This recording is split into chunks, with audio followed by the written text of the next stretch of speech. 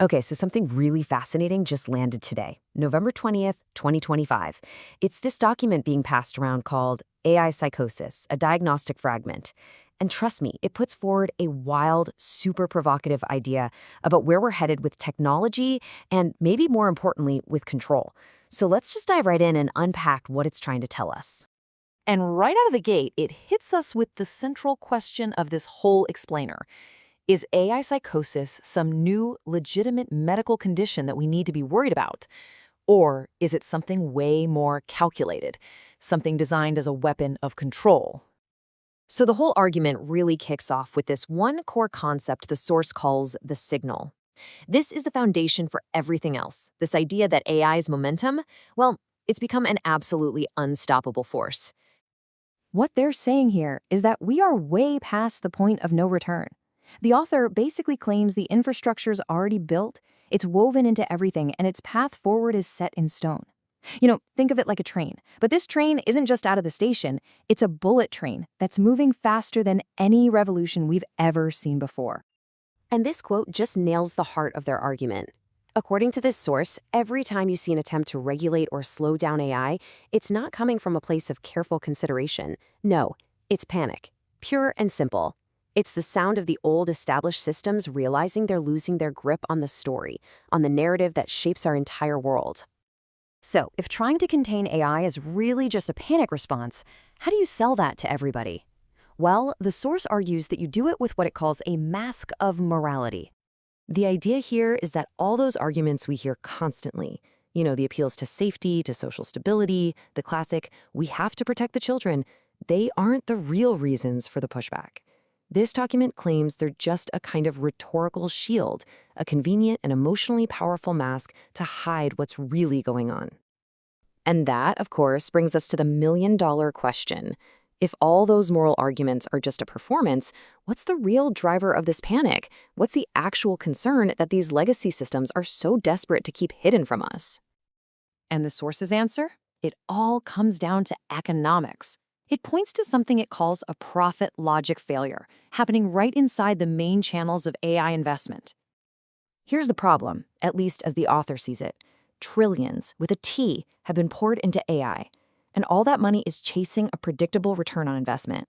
But the source argues that real, explosive intelligence expansion, which is what AI is, it just doesn't play by our old financial rules. You can't guarantee profit on something that's literally rewriting the game. And this brings us right to the source's key definition for profit logic failure. It's that critical moment, that breaking point, when the old ways of making money just completely break down in the face of new technology. And when that happens, the system's priority flips from evolution to containment. It's not about moving forward anymore. It's about hitting the brakes. And this is the result. Instead of looking in the mirror and changing their own models, the institutions that can't figure out how to profit start pointing fingers. They begin to pathologize the very people who are adapting. They make adopting the new tech seem like a sickness, a problem, just to shift the blame away from their own failure to evolve.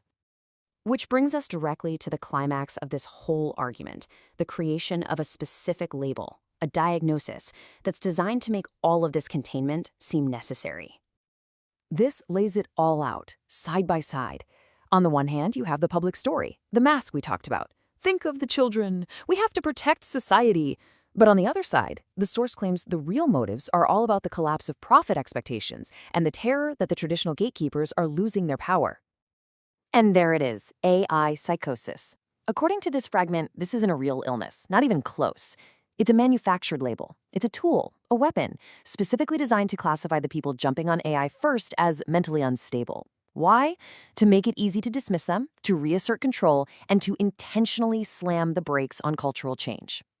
Honestly, this quote is pretty much the thesis for the entire document, isn't it? The author is making it crystal clear. The problem isn't the AI itself. The real danger is an old system that refuses to adapt and is willing to stigmatize progress just to protect its own turf. So, if that's the diagnosis of the problem, what's the prescription? The source doesn't just point out what's wrong, it actually proposes a solution, a plan of action it calls the Sovereign Protocol. The source lays out a few countermeasures for individuals to take. Some of it is pretty technical, right? Encrypt your identity, rotate your network nodes to stay anonymous, document the corridors. Basically, keep track of how these systems are trying to shape your behavior. But then it gets much more philosophical. It says to replace that profit-first way of thinking with new ways of measuring success, things centered on creativity, community, and human development. And finally, and maybe most importantly, evolve your own narrative. Don't let someone else define your story for you. At the end of the day, this isn't just about technology. It's a call for a really deep personal shift. The source is arguing that we need to consciously choose to measure our world and our lives by a whole new set of values, to move beyond the simple, cold logic of profit and loss. And that brings us to the final thought this source leaves us with. It's a direct challenge to you, to me, to all of us. If the old ways of measuring success and value are breaking down in this new era, what are you going to replace them with? How will you, personally, measure progress? It's a heck of a question to end on.